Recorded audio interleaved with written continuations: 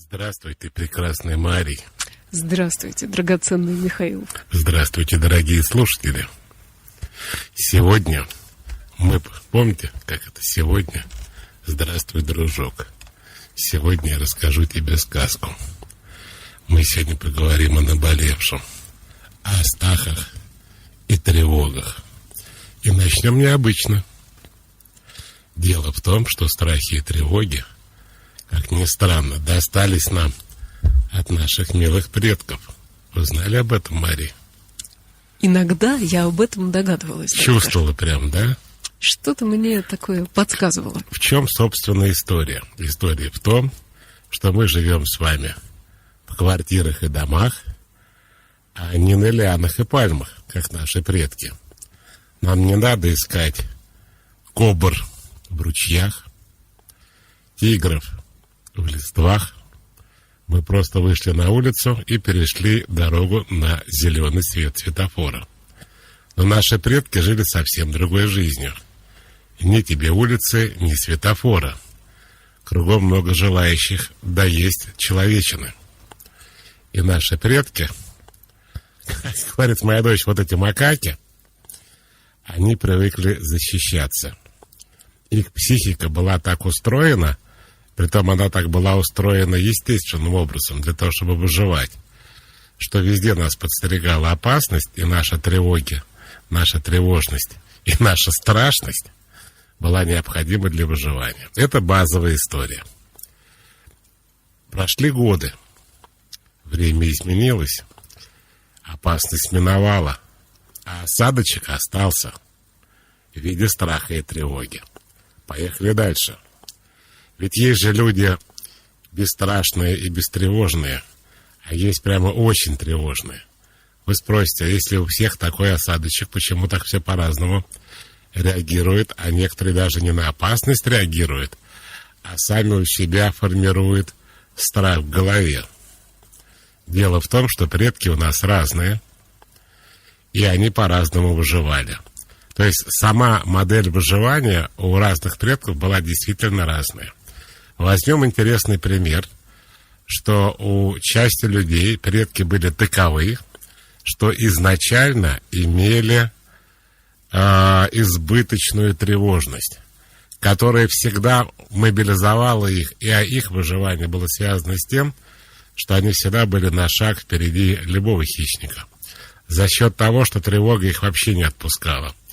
Работали надпочечники, выделял все путаю, всякие эти кортизолы, не кортизолы, какие-то там гормоны.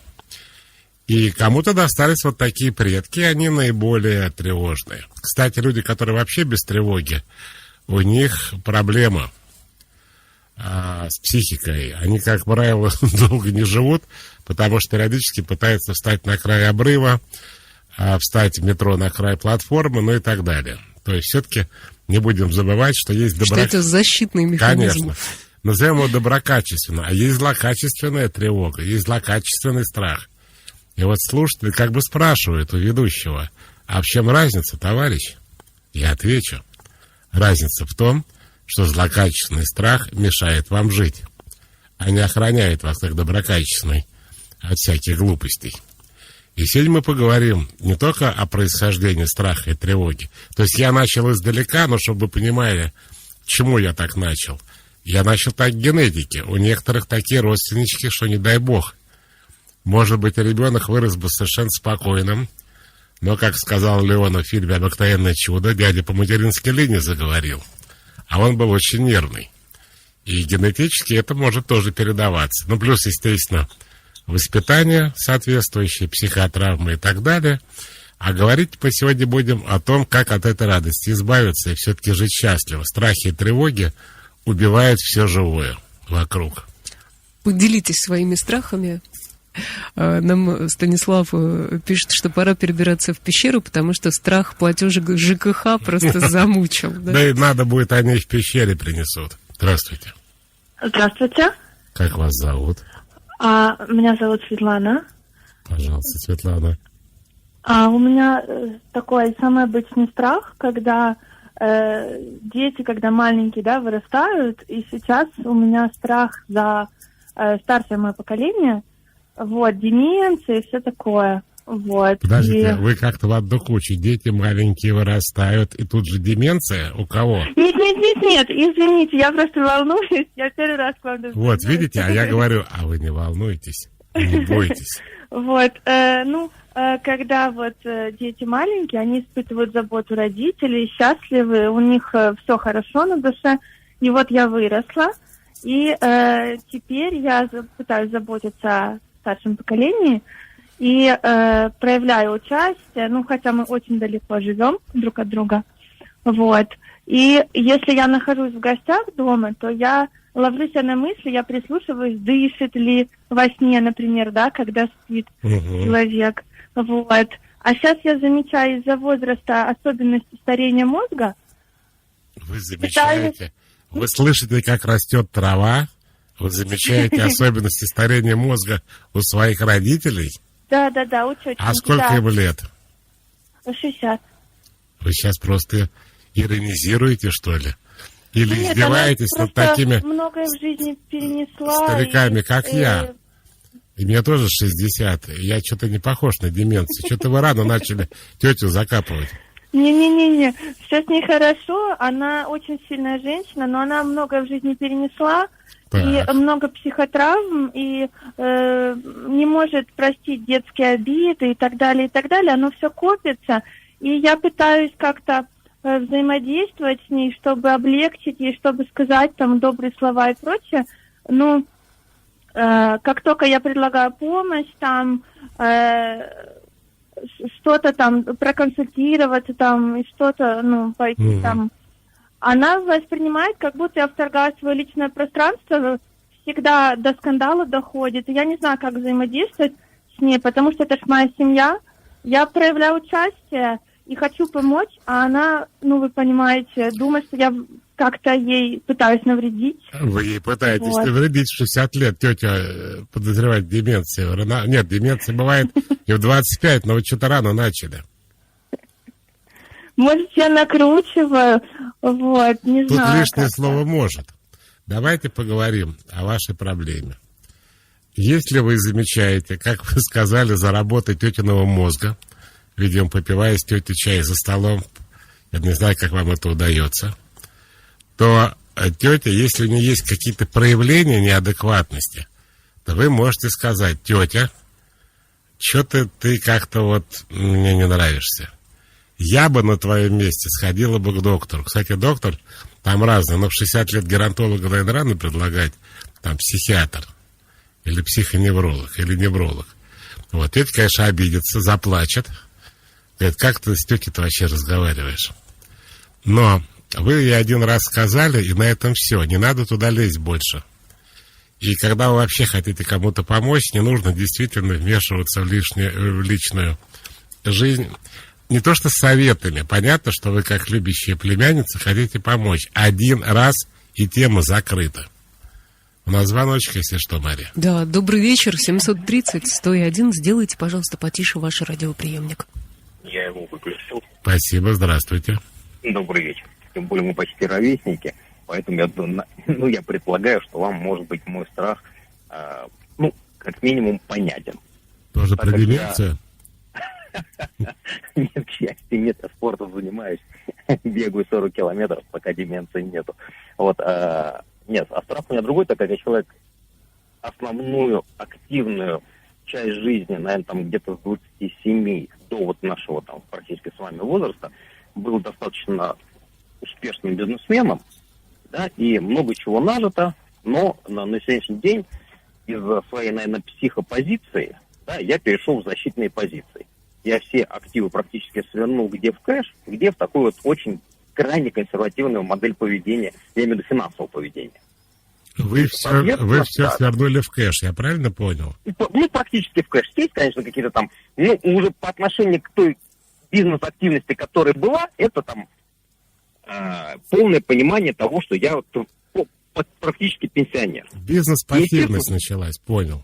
Вот. И, соответственно, в силу того, что прямо на наших с вами глазах полностью меняется и финансовая сторона жизни, ты, естественно, главное переживание, не хочется упустить тот уровень жизни, который у тебя есть, При том условии, что финансовый инструмент для его сохранения разрушается у тебя на глазах, да? Наличные деньги прекращают исполнять свои функции. Цифровые деньги тоже, там, в силу того, что мы, да, люди достаточно взрослые, мы не совсем понимаем, как их сохранить или приумножить. И вот, естественно, да, главный страх – потеря того уровня жизни, который ты себе вроде бы как придумал, и, ну, а с чего это я вдруг в 60 лет должен жить хуже, чем мои там успокоившиеся, достаточно богатые ровесники. Может быть, более успешны, потому что они не ушли в защитную позицию полностью. Так, и вот там этот страх меня не покидает. Там, вот как раз вчера там очередной какой-то такой небольшой казус состоялся. В результате я в 12 часов еле-еле попытался уснуть, в половине четвертого проснулся и пошел думать, так, ну что же делать дальше? Ну как же так? У меня же теперь доходов на целые там 30 тысяч меньше рублей. Что же я теперь буду с оставшихся миллионов в месяц делать? Это труба. Это мне не хватит, а здесь все разрушается. Надо стиральную машинку купить, дочери помочь с новым айфоном. И вот это вот, да, ерунда, которую ты сам себя жираешь вот этой ерундой. С одной стороны, ты взрослый человек, понимаешь, говорит, Слава, успокойся. А вопрос в чем? Как от этих страхов, как себя самоуспокоить и уйти от этого страха? Во-первых, уровня жизни. Смотрите, я вам скажу вещь, может быть, не совсем привычная вашему уху. Вот представьте себе, что вы разговариваете с обычным... Помните, как реклама «обычный порошок» и «Ферри»? Ну, да. Совершенно по-другому стирает. Так вот, обычный психолог, так как ваш запрос касается локальной проблемы, будет обсуждать с вами эту проблему. А вы говорите следующее. Михаил, я боюсь, что в связи вот с такой монетарной политикой государства и Вселенной... Всего государства. Да, я сказал, и Вселенной, да. У меня появился страх того, что я с возрастом не смогу жить той жизнью, которой я живу сейчас или жил вчера. Да, вот это страх меня. У меня подход другой. Как выглядит мой подход? У вас, считаю я, есть проблема психики, есть некая ущербность, которая касается избыточного страха, как раз злокачественного, потому что это мешает вам жить. Вы спать нормально не можете. Дальше я что говорю? Ваш страх вот в этом контексте располагается в деньгах, в уровне жизни, в качестве жизни. Не потому, что вас это волнует, потому что ваш страх, который как бы абстрактный, он решил, вот как коронавирус, да, сесть конкретно вот на это правое легкое. Вот и он так решил. Если я вам скажу, как эту проблему решить, я вам скажу, как ее решить, это не означает, что страх пройдет. Как говорится, икота, перейди на Федота, с Федота на Якова, а с Якова на всякого. И вы тут же придумаете еще какую-то причину. Поэтому мой совет следующий. То, что касается денег, кэш, конечно же, не является решением проблем, кэш сам по себе проблема. Я сейчас вернулся из Прибалтики. Насколько я помню, если сумма на счету больше 600 евро, вы должны принести бумаги о ее происхождении. Уже. То есть это вообще завтра, это будет в России. Так вот, есть недвижимость. Сейчас любая старушка, вот, которая нас слышит, говорит, дети, что вы такое говорите? Всю жизнь, я помню, в Банном переулке выходит какая-нибудь, я бы сказал, такая старая карга по тем временам, которая владеет даже не квартирой, а комнатами в городе-герое Москве. То есть, давайте скажем культурно, рантье. Да. За это ее и не любили. И вот она по 50 рублей сдает за штуку, а пенсия вообще вся 51 рубль была тогда в СССР. И нормально живет. Это как решить проблему, да? Ваш кэш материализовать в кирпиче. В участках земельных, в строениях и так дальше. Вообще все в том, что не подлежит серьезным ценовым перепадам, обесцениванию и так далее. Но это не гарантирует, как я уже сказал, того, что вас отпустят. Вполне вероятно, что после этого вы заморочитесь на другую тему. Поэтому предложение следующее. Когда у вас возникают такие состояния тревожные, вот вы даже среди ночи подскочили, страх относится к разряду эмоций. Вы должны, чтобы, так сказать, эту тучу развести руками, начать разговаривать, то есть вашу эмоцию рационализировать. Вы говорите, так, значит, у меня вот такая ситуация, я сейчас спал, вдруг я почувствовал прилив нежности от отсутствия денег, и спать теперь не могу, теперь думаю об этом. Как говорит мой директор, гоняя вату в голове. И я начинаю с собой тогда разговаривать. А мой совет: начните с самого плохого сценария. Что будет, если денег не будет вообще? Например, ведут керенки, или как-нибудь во времена Колчака, может, у нее тоже свои, я сейчас не помню, уже деньги были. Или вообще все перейдут на доллар или на евро, а может быть на юане. И тогда я вообще останусь, как говорится, с голой попой. И как я тогда буду жить? И когда вы начинаете со страхом разговаривать, страх отступает. Потому что страх — это слепая, бессмысленная, злокачественная, конечно же, эмоция. И когда вы ее острым умом своим разбиваете, она, эта эмоция, уходит. И вы снова спокойно спите. То есть, если переформулировать, что со мной произойдет самое страшное, если у меня вообще не будет денег? Да, что вот как я буду жить в такой ситуации? Я обычно успокаиваю не даже вас, у вас все в порядке-то, а, скажем, разорившихся миллионеров. Я им говорю: друзья мои, это как езда на велосипеде. Если вы в 5 лет уже крутили педали и не падали, то в 75 вы опять можете сесть и поехать. Сам я не очень в это верю, но людям это нравится. Так, Ирина из Эстонии пишет: у меня страх, что я могу неожиданно потерять своих близких. Кстати, потеря близких — распространенный страх, которым слушатели сейчас поделились. Так. При этом у меня в семье все хорошо. Очень люблю мужа, люблю близких, но жизнь такая непредсказуемая. Как успокоиться и как перестать бояться того, что вообще еще даже не произошло? Мне придется каждый раз, отвечая нашим любимым слушателям, говорить о том, что в моей концепции страх — это некая ущербность психики, а не боязнь за смерть близких. Просто этот страх у этого человека располагается в смерти. Теперь давайте немножко базовых понятий. У человека 4 главных страха. Это родители, дети, смерть и болезнь. Как вы понимаете, болезнь имеет прямое отношение к смерти, а дети и родители имеют прямое отношение к понятию родственники. Эти самые базовые страхи, есть ответвления, там развод, разорение и так далее, увольнение с работы, старение, все, что хотите, но базовые эти 4. И как я уже сказал в начале программы, человек, к сожалению, получил избыточное количество тревоги за счет того, что он уже живет не на дереве, а тревога у него осталась. Теперь как эту проблему решить? Во-первых, признать следующий факт, что вы не можете контролировать все. Поэтому отпустить ситуацию, отпустить детей, например, отпустить мужа. Сейчас будет очень неуместная, Мария, шутка. Как называется жена, которая всегда знает, где находится ее муж? Ну-ка. Работает на Лубянке, нет? Вдова.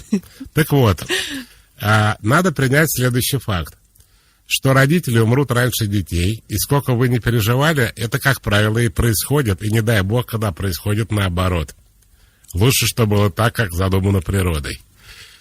К этому можно подготовиться? Да нет, конечно. С этим можно смириться, можно жить с этим, не дергаясь, но когда это произойдет, вы все равно с этим смириться не сможете.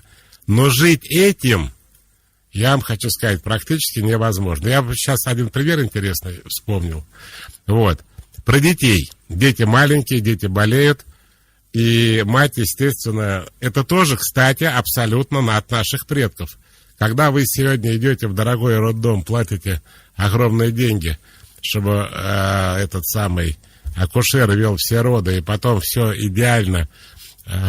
Я помню, когда у меня ребенок родился, меня ломало, надо было в те годы, не было же подгузников, и надо было 2 ведра, Марии, вот этими вот рабочими руками, настругав хозяйственного мыла в ведро, кипятить, и жена требовала еще гладить. Я говорю: да алло. Она говорит: ну у нас же не мальчик, у нас девочка, придется все это гладить, чтобы последняя вошь оттуда, видимо, с пеленки куда-то скатилась. Тут вмешивался мой отец, фронтовик, который говорил: ну да, у нас когда вши были, мы брали раскаленную трубу и прокатывали гимнастерку и галифе. Помогало. Вот, это сейчас вот подгузник. Как у вас дома появилась раскаленная труба? Ну вот. И надо понимать, что вы не можете контролировать своих детей 24 часа в сутки, и они вырастут невротиками просто, если вы будете это делать.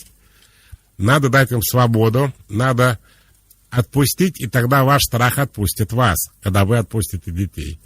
При этом надо понимать, что мы уязвимые, мы люди. Кстати, если вам интересно, был такой Борис Федорович Поршнев в 30-е, 40-е годы, профессор, который занимался вот чем. А как жили люди, когда еще не было второй сигнальной системы, то есть связанной речи, когда они только звуками передавали сигналы. Люди же не самые крупные и не самые агрессивные, не самые хищные животные в природе были. Со времен еще австралопитека. А есть же животные покрупнее и были тогда. Оказывается, люди всегда отличались больше умственными способностями, чем физическими. И они намекали более крупным животным на место расположения добычи. А потом подъедали за крупными то, что те не доедали. Итак, рассказ очень интересный. Это было очень давно. Мне позвонила старушка и записалась на прием. По разговору я понял, что старушка вообще не моя. Что она психически больной человек, и это вообще, так сказать, в соседний кабинет. Но она прямо очень просила, умоляла. Дело было летом, мне было скучновато, я помню. Я был на отдыхе, и я думаю, надо старушку принять. Она пришла, сразу сказав, что она в помещение не войдет, что мы должны разговаривать на улице. Шизофрения, подумал психолог. Штирлиц подумала шизофрения. И мы с ней сели на скамейку, и она говорит: Михаил, вы же прекрасно понимаете, нас облучает из космоса. И вот у меня дочь, а я думаю, что ее похитят, и вместе с ней похитят ее жилье, потому что я уже чувствую, они подбираются к документам на квартиру. И я понимаю, что за это даже денег не возьмешь. А старушка, она реально, ей лет 75 было. Что тут прямо вот я не психиатр, я не могу отличить деменцию от шизофрении, но тут будет целый букет. Особенно с этой захода про облучение из космоса.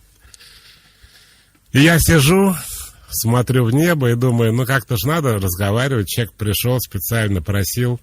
Ну, она дальше продолжает про инопланетян. И вдруг в какой-то момент я ее спрашиваю: скажите, пожалуйста, назовем ее Марья Петровна. Марья Петровна, а ваша дочь сколько ей лет? Она говорит, 34 года. Марья Петровна, она замужем? Нет. Дети есть? Нету. И вы боитесь, что ее убьют инопланетяне? Говорит, конечно, я же вам уже полчаса рассказываю, вы вообще не слушаете. И вдруг я ей говорю: Марья Петровна, так она мертвая же у вас, дочка-то ваша. Старушка так остолбенела, посмотрела на меня и сказала: в каком смысле мертвая? Ну вы же убили ее, Марья Петровна. Говорит, как? Смотрите, вы с рождения внушаете, что она уже мертвая, что ее сейчас похитят, сейчас ее убьют, квартиру заберут, у нее ничего вообще в жизни нету. Потому что из-за такой матери она уже на себя, так сказать, рукой махнула, и она, психологически, надо понять, что старушка простая, и вот это психологически мертвая, физически мертвая она не понимает. Вот мертвая она понимает. И вдруг эта старушка мне говорит: Михаил, я могу дочке как-то помочь? Я говорю, есть один способ, конечно, древний, но не знаю, справитесь ли вы. Говорит, я на все готов, что нужно делать? Говорю, я вам сейчас дам телефон психиатра, нужно позвонить, записаться на прием и прямо завтра прийти на прием. Наступило послезавтра. Звоните психиатр. Говорит, Миша, я говорю, что? Я 30 лет работаю, у меня такого еще не было. Дело в том, что больные шизофрении, в частности, не в ремиссии, а в остром состоянии, никогда в жизни не ходят никаким врачам. Говорит, первый раз за 30 лет человек сам пришел лечиться. Добрый вечерок. Добрый вечер. Вот и поговорили. Говорите, пожалуйста, вы в прямом эфире. Алло. Алло, здравствуйте. Здравствуйте. Видите, человек боялся, а потом прорвало. Как вас зовут? Меня зовут Наталья. Мне 45 лет. Я хочу рассказать о страхах, но не о своих, хотя, может, здесь мой будет преобладать страх, о своем сыне. Ему 20 лет, и вот он с детства всегда был тревожный, боялся темноты, боялся остаться без меня. При этом очень такой активный, и как бы общительный. В общем-то, я давала, как мне кажется, ему все, но тем не менее, сейчас он вырос, и, вы знаете, у него достаточно частое проявление вспышки какого-то гнева такого несдержанного, агрессии какой-то. И вот он сам сейчас готов идти к психологу, то есть настолько ему мешает жить, и мешает жить его близким, в частности, да, его девушке. Постоянные скандалы, и вот эти вспышки какие-то агрессии, когда я с ним пытаюсь поговорить, он вот уже не с нами живет, не с семьей, да, не с родителями, а вот с девушкой, он сам объясняет это тем, что вот, ему, как сказать, страшно, что он вот тоже вот останется там без заработка. То есть у него из-за этого вспышки агрессии? И вот эти вот какие-то необоснованные вспышки гнева и агрессии, они настолько серьезные. И иногда у него проскакивает речь, что вот он не хочет жить. Вот он часто очень об этом говорит, и уже достаточно давно, с 18 лет. И вот поскольку это не проходит уже 2 года, да, я вот не знаю, куда с ним сходить. Мне уже как специалист посоветуйте, пожалуйста, куда с ним идти нет, ему, точнее, одному, либо мне. Смотрите, он готов прислушиваться. Ему 20 лет, он уже может пойти один, и специалист называется по-разному. Психиатр, психоневролог и даже психотерапевт. Но вам нужен из этого больше, так сказать, психоневролог или психиатр. Психотерапевты бывают не психиатры. Вот, поехали дальше. Вы хотели что-то почитать, Мария, вы помните об этом? Да, боюсь, что... немножко потеряла сообщение, но такой единственный страх, озвученный на нашем WhatsApp. В общем, боюсь, что моей женщине понравится мой друг. И что? Жене, даже прошу прощения, нашла страх, что жене нравится мой друг, пишет Александр. Как работать с этим страхом? Значит, Александр, если вашей жене нравится ваш друг, зачем вам такая жена? Поэтому просто отпустите ситуацию. Она нужна вам до тех пор, если вы ей нравитесь, и она вас выбрала. И если она выбрала другого человека, то вам такая жена нафиг не нужна. С этой мыслью спокойно засыпайте. Я очень боюсь страха смерти, пишет Александр из Москвы, хотя только 3-й десяток. Ни один здравый аргумент о яркой, конечно, жизни меня не успокаивает. Сама мысль о неизбежности конца бросает в паническую атаку. Кстати, распространенный страх смерти у нас в WhatsApp. И в жизни. Что? После смерти вряд ли этого бояться. Так в чем вопрос, Мария? Вопроса здесь не было конкретного от Александра, но я опять же от себя скажу, что делать с таким страхом? Как в этом ролике, я боюсь быть закопанной. Просто перестань делать это. И все. Конец консультации. Значит, я объясню. Кто больше всего боится смерти?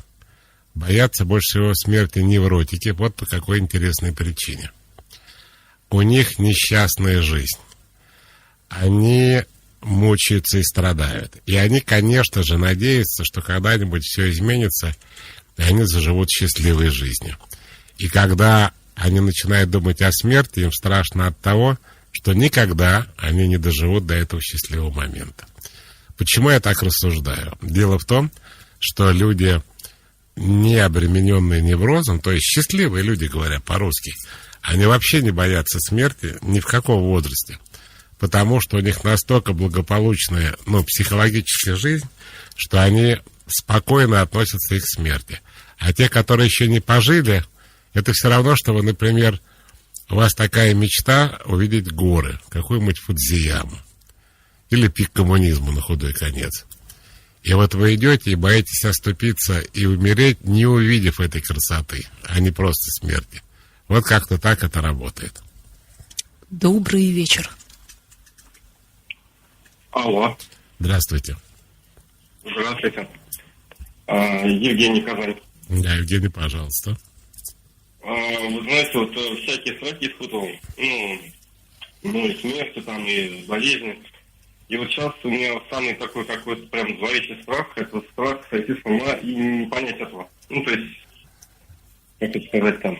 Ага. Вот я видел неадекватных людей, каких-то сумасшедших. Так. Я, в принципе, в глаза глядя им, я понимал, что они, в принципе, не понимают, что они такие, как сказать, сломанные, что ли. То есть... А что же вы боитесь? Когда человек сходит с ума, он уже не парится по этому поводу, он уже сошел с ума. И это понятно, что не парится. Мне-то как бы это понятно. Но если у меня дети, жена, там, мать, понимаете... Это они должны волноваться, а не вы. Я боюсь себя таким вот, что ли, голым представить. Ну, то есть таким сумасшедшим. Ну, я понимаю. Вы знаете, это больше должен быть их страх все-таки, а не ваш. Вот, видите, у людей... Я, кстати, не психиатр, многие могут ожидать от меня подробного рассказа про какие-то фобии. А фобий миллионы. Вы знаете, вот, например, нет фобий просто тараканов. Есть фобии серого таракана, черного таракана, таракана с крыльями, таракана с усами, 6 таракана лапового или 8 таракана лапового. Я думаю, те, кто боятся тараканов, сейчас уже просто в паническую атаку ушли от ваших описаний. Кстати, моя родная дочь, это было смешно, она, как я уже неоднократно рассказывал, 2 года провела в израильской армии, служа в боевых частях, конкретно в полевой разведке. При этом она боится ночных мотыльков. И были такие у нее смешные истории, хотя не думаю, что они всем были смешные, когда где-то-нибудь там в районе сектора Газа или на границе с Египтом ночью раздавался дикий крик, вся рота выскакивала из палатки, и она кричала: «Убейте его, я не могу заснуть». И все не палили, конечно, из винтовки М-16, но пытались прикладами достать до мотылька. Я представила израильскую армию, в которой кто-то кричит: «Убейте его». Наталья пишет: «Мне 40 лет, и с 35 лет я боюсь, что я старею. Я понимаю, что это неизбежно, но не могу с этим смириться. Как быть?» Вы знаете, принять себя и свой возраст. Вот опять я от таких вопросов еще больше убеждаюсь в правоте своей концепции. Страх, тревога – это не старение, это не болезнь, не смерть. Это страх как какая-то функция ущербной психики. То есть у человека есть просто избыточная, злокачественная тревожность. А располагает он ее в разных местах. Ну, для классики женщина, боящаяся постареть. Но дело в том, что, во-первых, все постареют. Иногда, когда я смотрю на себя, я думаю, мы же про растения все понимаем, да? Вот какой-нибудь листочек, например. Сначала он из этого, как называется, Мария? Лепесточка. Почечки. Почечки. Вылезает такой зелененький еще, да? Яркий. Потом начинает в городе Москве покрываться пылью и становится зелено-сероватеньким. К осени он желтеет, а потом вообще отваливается. Так же и люди. Вот почему-то я спокойно отношусь к смерти, не знаю. И да и к старости тоже. Вам надо принять себя, свой возраст. Я понимаю, речь же идет о внешности в основном. Это женщина, которая боится старости в виде морщин, седины и так далее. Вот это надо все полюбить в себе. И свой возраст тоже. И вас отпустит. А пока вы пытаетесь молодиться и бороться с возрастом, я помню, сумасшедшей совершенно, конечно, была великая наша Любовь Петровна Орлова, которая сделала столько пластических операций, что у нее все было перетянуто, по-моему, с лица на затылок. И я видел пробы, фото видел проб, где она, по-моему, в 70 лет пыталась изображать то ли комсомолку, то ли пионерку, которой лет 16-17. Но она очень худая была, у нее было как у... Господи, сейчас, как я начинаю про фамилию, меня накрывает немецкая певица и актриса. Дитрих Марлен. Да, как Марлен Дитрих, такие шпалые щеки у нее были. Вот. И такой, знаете, такой трупный, нездоровый румянец, который нарисовали просто на киностудии, чтобы она такая румяная вышла, пионерка, а ей было 70 примерно. Не дай бог. Добрый вечер, алло. Алло. Здравствуйте. Здравствуйте. Я вам тут уже сообщение взялась писать, а тут прямой эфир. Меня зовут Ольга, мне 40 лет. Вот у нас с мужем 3 детей, 18 лет, 7 и 4 года. И вот мой главный страх это потерять свое здоровье по какой-либо причине, да, неважно, и умереть, оставив детей сиротами. Причем фишка в чем, что я не боюсь самой смерти в принципе как таковой, а именно страшит, что будет с детьми после этого. И из-за этого страха я боюсь заводить еще детей, хотя мы с мужем оба очень хотели. А скажите, пожалуйста, а мужа вы не рассматриваете в качестве... То есть дети-сироты даже при живом отце? Нет, ну и мужа тоже как бы рассматриваю в том числе, но просто, ну, он много работает, например, да, и как бы, ну... То есть они не совсем сироты, сироты, что если да? вот меня вдруг не станет, да, то, ну, кто наймет там какую-то няню там или там какую-нибудь, я не знаю, там тетю, мотю, которая будет плохо обращаться там, с ними, и что-то еще, то есть вот что именно им будет плохо.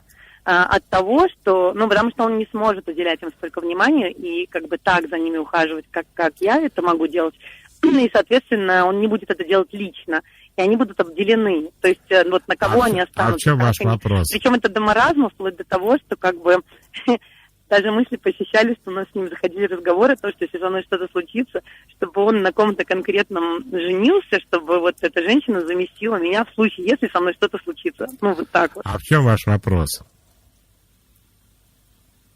Вопрос, ну, не знаю, как, может быть, как-то облегчить, не думать об этом. Да, облегчить можно. Вот если бы я был психоаналитиком, а я не психоаналитик, то я вам вот что сказал бы, что если раскрутить ваш страх, то за ним совершенно другая история появляется. Ну, например, вы боитесь по поводу того, что вы для детей значите, что дети без вас вообще жить не могут. И все ваши страхи, они по поводу, ну, как бы про то, что когда они вырастут, вы им будете не нужны, понимаете? Ну, в той мере, в которой они маленькие и так далее.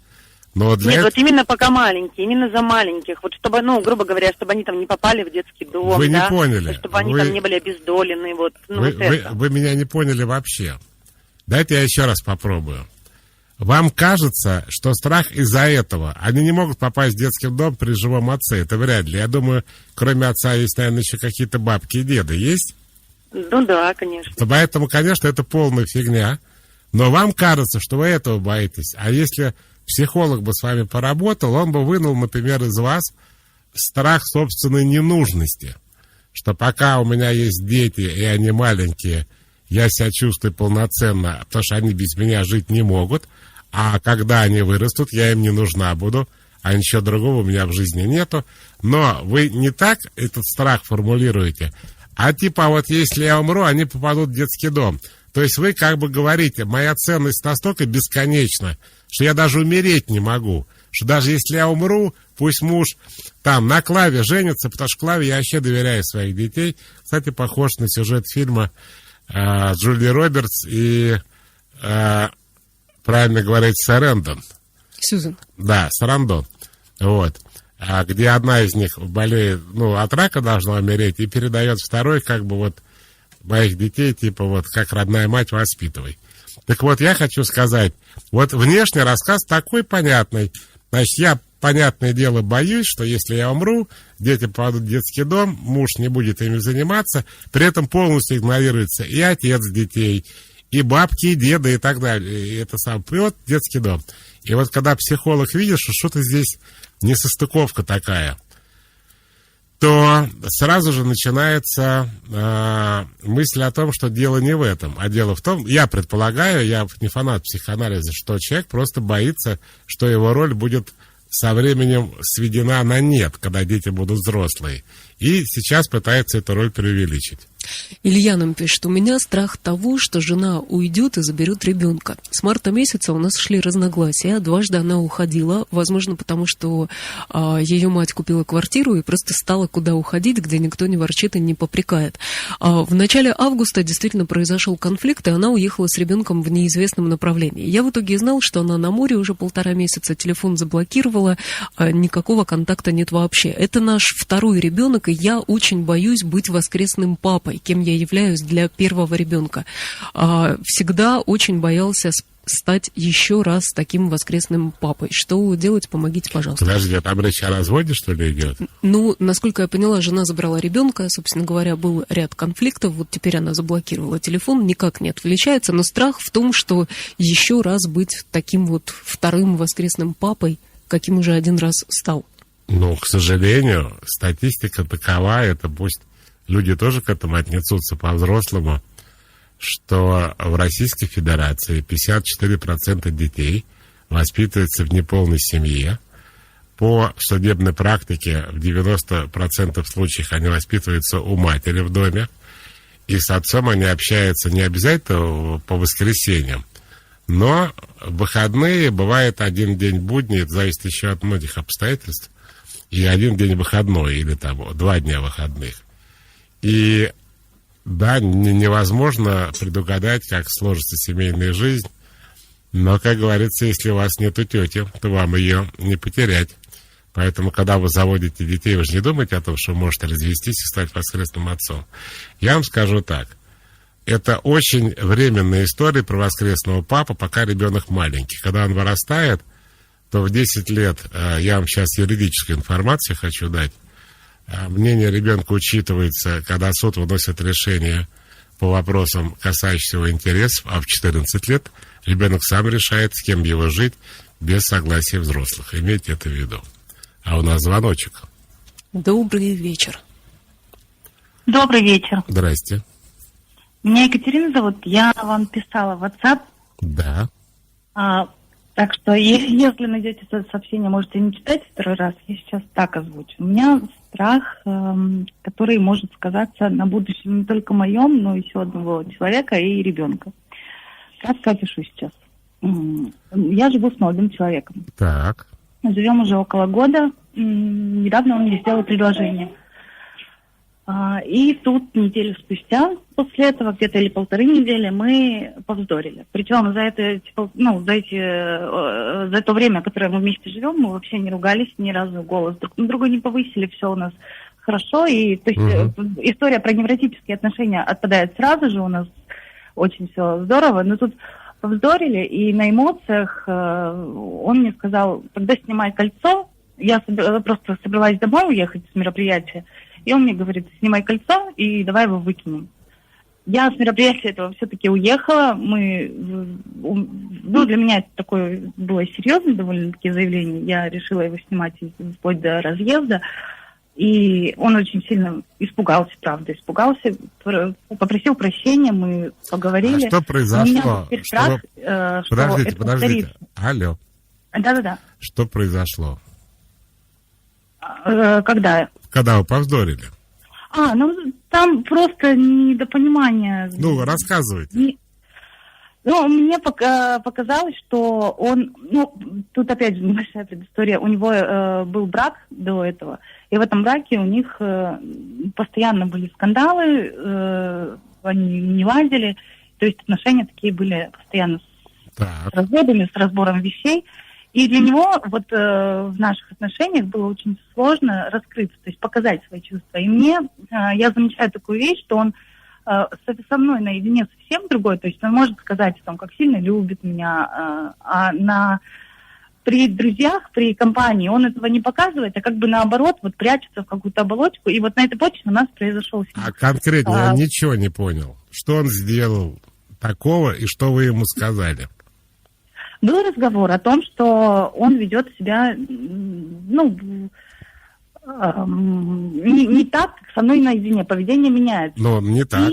При других людях мы все ведем не так, как наедине. И в чем проблема? Что он такого делал, что вызвало у вас разговор к нему?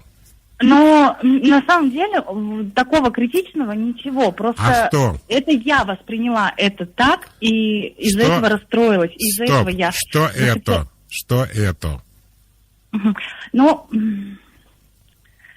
Я не знаю даже, как сейчас ответить.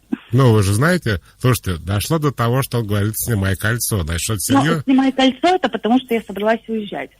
Но вы собрались уезжать потому что? Он ведет себя не... то есть он может пошутить резко, может что-то сказать. Что он сказал, как он пошутил?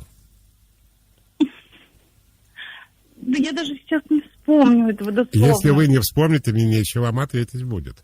Нет, я совсем про другое. Я про то, что это может повториться. Здесь у меня... Это может повториться. Так это и с вашей стороны может повториться. Вот в чем проблема. Нет, дело в том, что в его прошлом браке это было постоянно. То есть они кольца снимали каждую ссору. Это классика. Это классика. Вы считаете, что проблема у вашего жениха? То есть я не знаю, что со мной должно произойти, чтобы я сказала, послушайте меня, если мы сейчас говорили бы втроем, и он бы слышал разговор. Он слышит разговор. А можно тогда к трубочке? Давайте его упростим, Женя. Нет, не хочет он Не подходить. хочет. Но вы его спросите тогда, если он такой стеснительный. В его понимании вы что-то тоже стали, вести себя не очень адекватно, как он понимает, да? Или он что-то сделал неадекватное? Как он это трактует? У нас 1,5 минуты осталось, если что. Ну, он мне когда просил прощения, говорил, что это просто старые привычки, я просто к этому привык, что у меня в прошлых отношениях вот так было, и вот... Слушайте, я не люблю разговор, у нас не получится разговор. Вы говорите загадками. Что было, как было, что он сказал, почему вы уехали? Постоянно снимали кольца. Стоп. Фиг с ним, да подождите. Не надо кричать. Фиг с ними, с кольцами. Вы-то из-за чего решили уехать? И 1,5 минуты не хватит для этого. Тогда до свидания, мне нечего сказать. Друзья мои, если вы хотите решить свои проблемы, вам надо эту проблему хотя бы минимально описать. Звонит женщина и говорит: я уехала, а он из-за того, что я уехала, стал снимать кольца. Почему я уехала, никто не понял. Кто из них извинился? Он извинился за то, что он говорит: снимай кольцо. Женщина говорит: я не так его поняла, видимо, реакция тоже была неадекватной. Но что он сделал, женщина не говорит. Как быть бедному психологу в такой ситуации? Он вообще не понимает, о чем идет речь.